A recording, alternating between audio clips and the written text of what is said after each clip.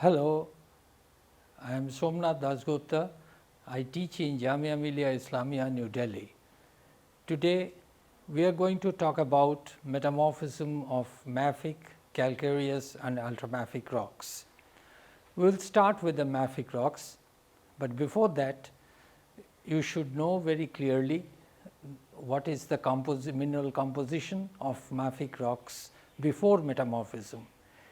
By mafic rocks, I do not mean only the mafic igneous rocks, some mafic tuffs or some very unusual mafic metagravaceae are also included. Basically, they produce similar metamorphic mineral assemblages during metamorphism, so they can be clubbed together. But my focus is always on the more abundant rock type, that is the mafic igneous rocks, and you all know that mafic igneous rocks contain mainly calcic plagioclase, orthopyroxene, clinopyroxene without olivine before metamorphism. You can think of gabbro, dolerite, basalt or similar rocks which are now going to be subjected to metamorphism. One of the striking issues that appears during low grade metamorphism of mafic igneous rocks is the abundance of hydrous and carbonate minerals. Now, presence of hydrous minerals and carbonates obviously imply that there was some fluid influx during low grade metamorphism. The question is, from where did the fluids come? People have debated about the source of fluids, and since most of the mafic igneous rocks occur in the oceanic crust, they think that the oceanic water could be a possible source of those fluids. But let us not speculate about that. The fact is, in low grade conditions, low grade metamorphic conditions, these rocks contain a lot of hydrous and carbonate phases.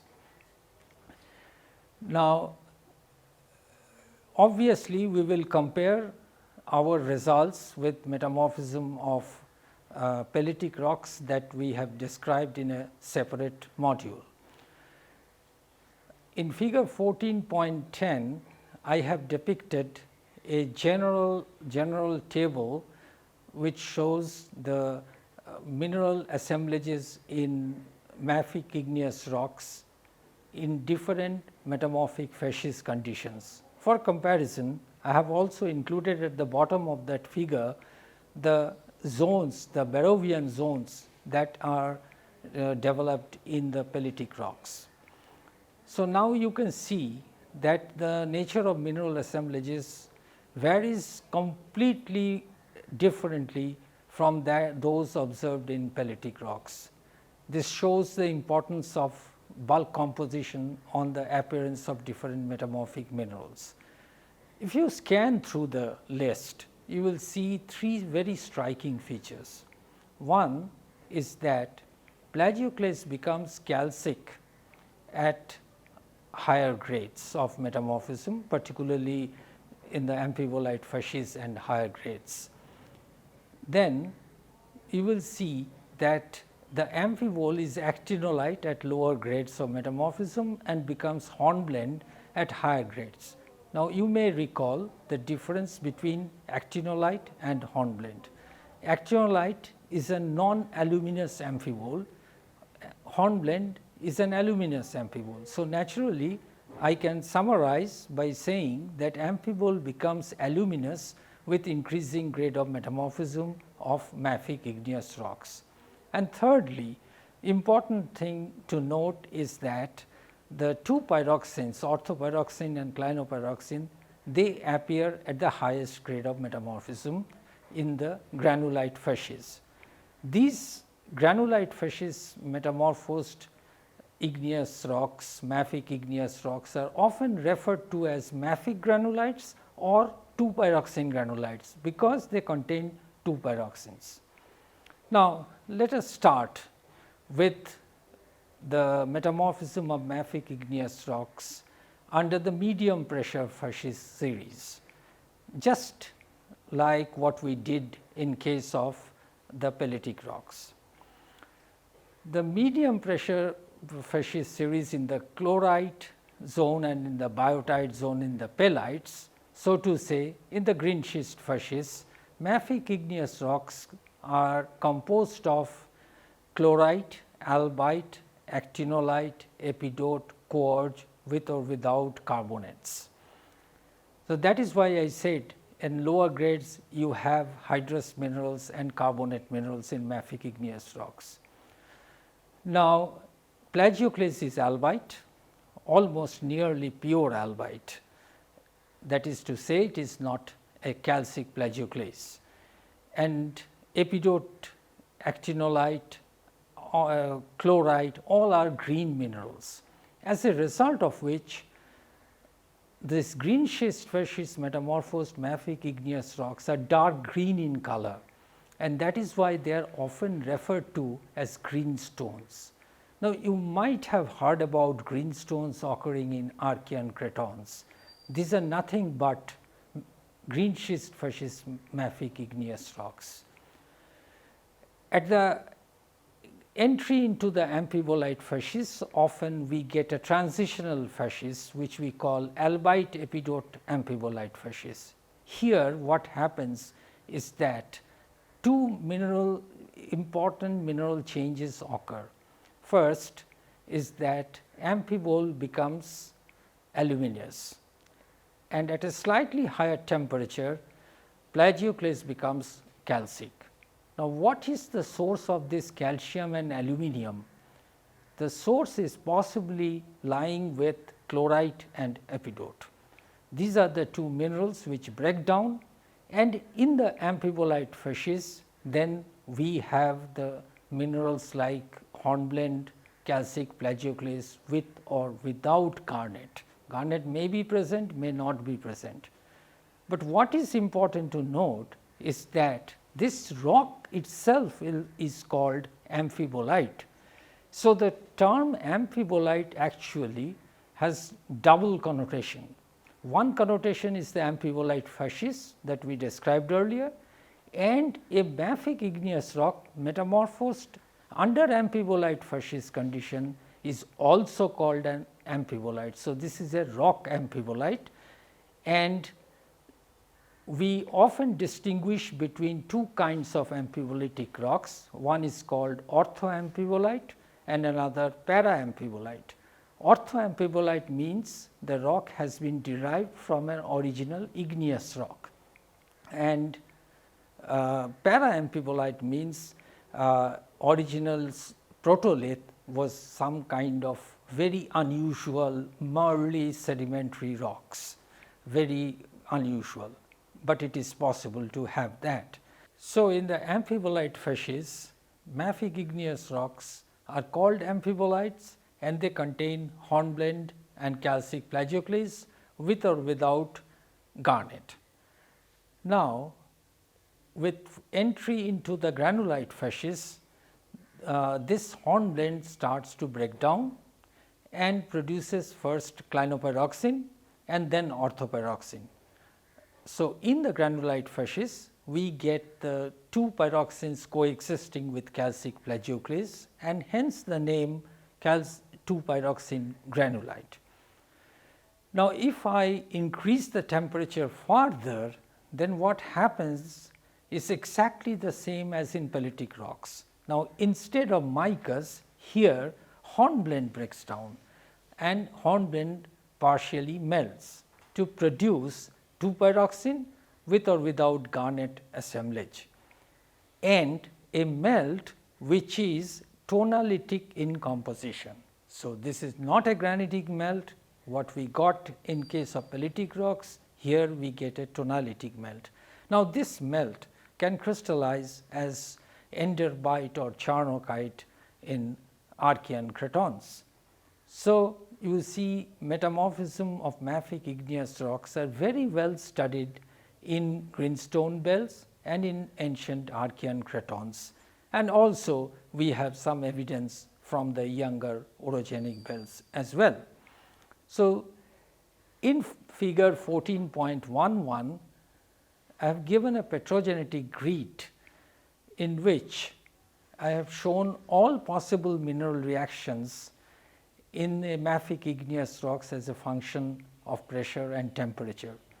And you can see the sequence of mineral assemblages developed just as I described. They are reflected in a sequence of mineral reactions which are encountered one after another during progressive metamorphism. And you can see the orthopyroxene and clinopyroxene forming reactions on the right hand side.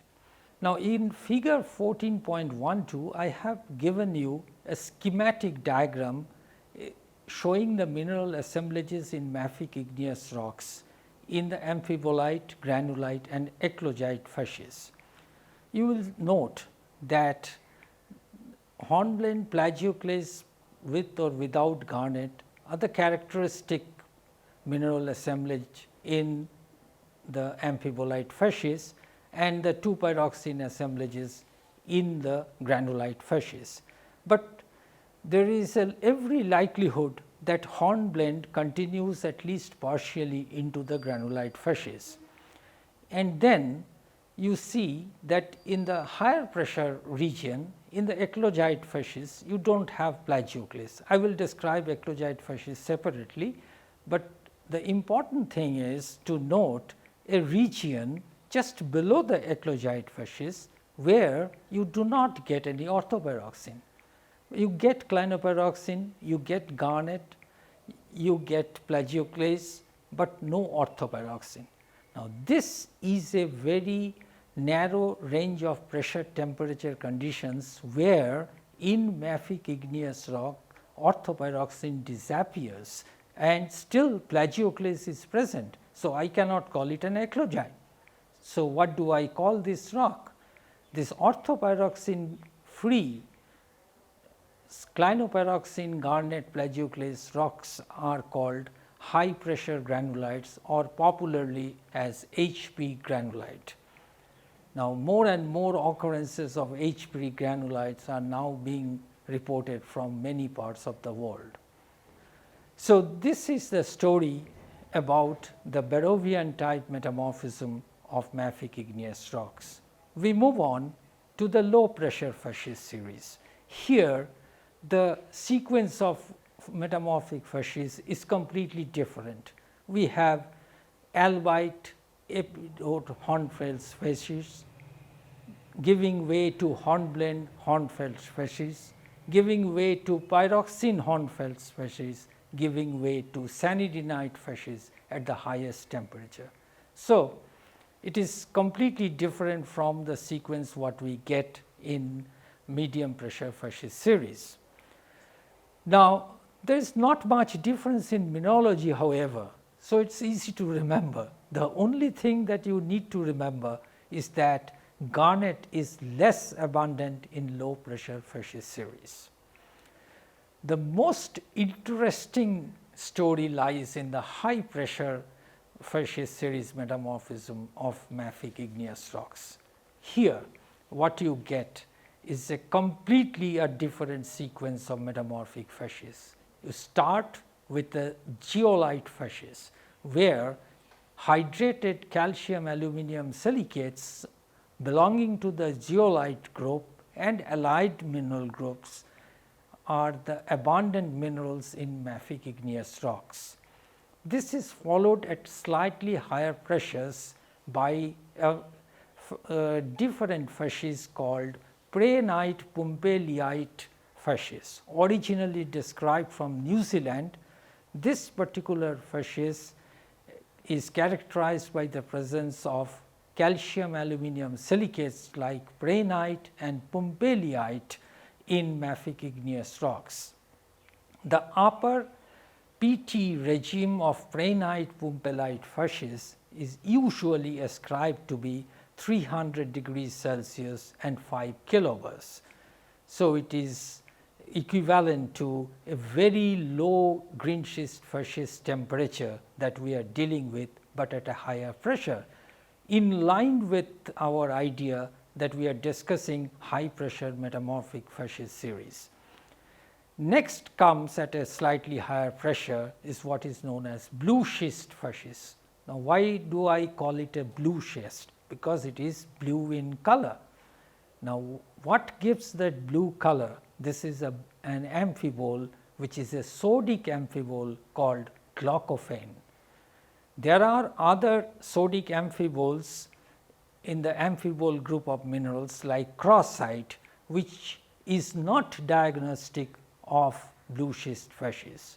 The characteristic minerals in the blue schist facies of mafic igneous rocks are glaucophane and lawsonite. These are the two very important minerals they are present, and the blue color is given by this sodic amphibole glaucophane. At slightly higher pressures, we enter into the eclogite facies. Now, the term eclogite was originally coined to designate mafic igneous rocks in the eclogite facies, and a true eclogite by name implies a mafic igneous rocks, although the eclogite facies covers a wider temperature range, but all at high pressures. Eclogite typically contains, the mafic eclogites typically contains the minerals like omphacite and pyrope-rich garnet. Now, what is omphacite? Omphacite is a clinopyroxene. It is a sodium bearing clinopyroxene, which is a solid solution between diopside, jadeite and acmite. So, it is a very complicated solid solution, I must say, and we are still not clear about the mineral reaction which gives rise to omphacite. But what is very important is that you do not get any plagioclase now in the eclogite. Plagioclase has vanished. Now, how did plagioclase could vanish?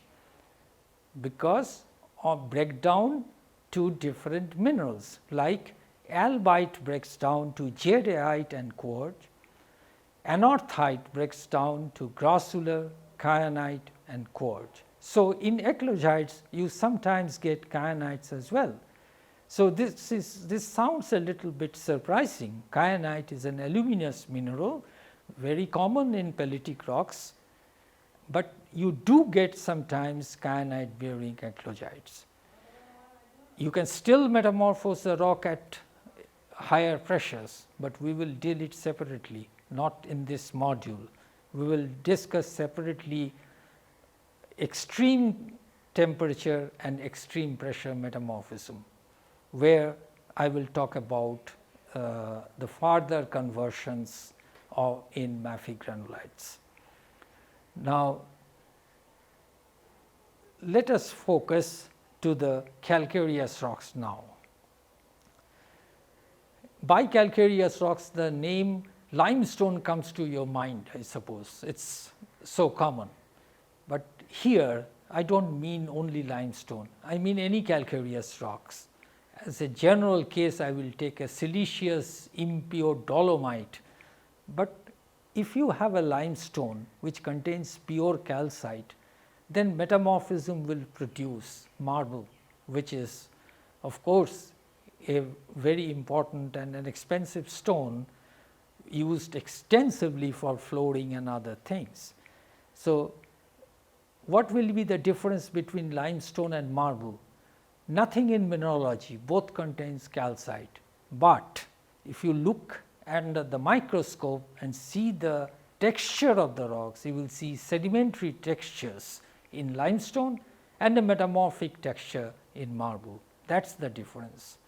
So, the most important aspect of metamorphism of calcareous rocks is that most of the mineral reactions involve a mixed fluid phase, that is to say mostly water and carbon dioxide. Now, what is the complication if we have a mixed fluid phase? It has a complication because partial pressure of water is not equal to the total pressure of fluid, and therefore, we induce an additional variable to be considered here. this is not to say that in no other rock we have mixed fluid. We do have, but we can ignore in many cases, but we cannot ignore in case of calcareous rocks. You will see that the mineral reactions are dependent on not only on pressure, temperature, bulk composition of the solids, but also on the composition of the fluids, and this makes the situation quite difficult. And our phase diagrams are therefore very difficult to draw, because we cannot draw a PT diagram for most of the calcareous rocks. Instead, what we do, we construct isobaric, that is, we keep the pressure constant and change the temperature and composition of the metamorphic fluids. So, you will mostly encounter isobaric TXCO2 or TXH2O diagrams in case of calcareous rocks. I produce two such diagrams in figure 14.14a and 14b. 14a is actually a diagram constructed at 1 kilobar total pressure fixed in the system CaO, MgO, SiO2, CO2 and H2O. The same phase diagram is computed at 5 kilobar in 14b, and you can see that all the mineral reactions are shifted to higher temperatures because of increase in pressure. So, we cannot actually show PT XCO2 variation in one diagram, because we will need a 3-dimension space, which will be difficult to decipher. So, instead we normally do like isobaric TXCO2 diagrams to depict phase relations. This system CaO, MgO, SiO2, CO2, H2O actually represents an impure siliceous dolomite in nature. If I metamorphose these rocks at higher in the green schist facies, we get usually the minerals like talc, tremolite, calcite, dolomite, sometimes quartz. And talc is preferred at higher H2O, otherwise talc does not appear, but tremolite is very common. So, you see one fundamental difference, we are getting an amphibole at the very beginning of metamorphism here, which is tremolite, a calcium magnesium amphibole, and subsequently in the amphibolite facies, clinopyroxene, mainly diopside, makes its appearance in such a rock.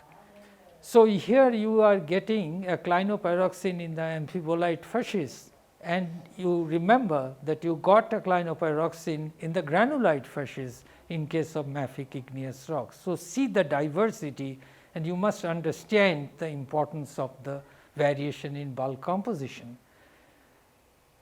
The common mineral assemblage in amphibolite facies should be diopside, tremolite a little bit may continue, you can have dolomite, you can have calcite, and you can even have forsterite in a silica deficient bulk composition.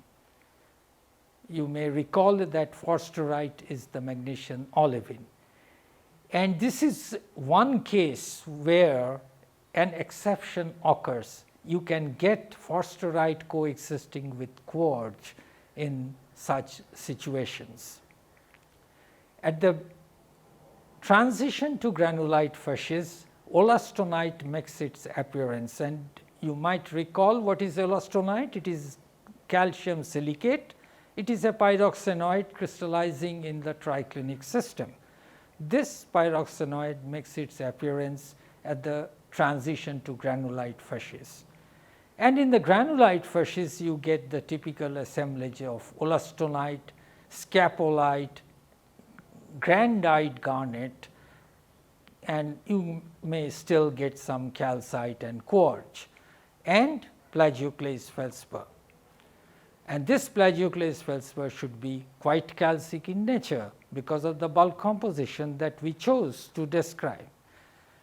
Now, scapolite is a mineral, is not a mineral, it is actually a group of minerals having different end members of meonite, marialite, etc. And we do get here meonite rich scapolite, that is calcium rich scapolite in such metamorphic occurrences in the granulite fascies. And we have 3 reactions, only 3 in case of calcareous rocks, which are not dependent on fluid composition. And these 3 reactions can be plotted in PT space. I will describe these reactions when we talk about the very high temperature metamorphism of calcareous rocks separately. Now, what is grandite garnet that I just talked about? Grandite garnet is a solid solution between grossular and andradite garnet, and you do get very peculiar garnets in skarn deposits. Skarn deposits are formed when granitic magma interacts with calcareous rocks and when the system becomes open. So, we have not strictly metamorphism, but metasomatism, or one can say open system metamorphism in this particular case. So, that is the situation in calcareous rocks that we do get in the granulite fascies assemblages like garnet, scapolite, olastonite, plagioclase, calcite and quartz. Now, this garnet is unlikely to be almanin bearing garnet unless there was lot of iron in the impure siliceous dolomite. You should expect a garnet rich in grossular or slightly andradite, that is to say grandite garnet. Now, this is the situation with the calcareous rocks. Now, the third component of this module is the ultramafic rocks. Now, as you know, ultramafic rocks occur much less abundantly than the other 2 rock types. And so, what happened is that they are the least studied also. So, I do not have much to say about ultramafic rocks other than the fact that you recall that by ultramafic rocks we mean magnesium rich olivine, magnesium rich pyroxenes, and perhaps in some cases with calcic plagioclase. This was the original ultramafic rock which we call peridotite, or extreme cases dunite, which is a nearly monomineralic magnesium olivine. Now, these ultramafic rocks, when they get metamorphosed in the low green schist fascies conditions, they develop minerals like brucite, antigorite, which are mostly in the system of MgO-SiO2 H2O. Now, I have given you a diagram in the system MgO-SiO2 CO2 H2O in figure 14.15, where you can see that how the mineral assemblages change with progressive metamorphism. So, this brucite, anticorite kind of minerals in the green schist fascies give way to talc and anthophyllite minerals in the amphibolite fascies. And finally, we get once again the pyroxenes by decomposition of talc and anthophyllite.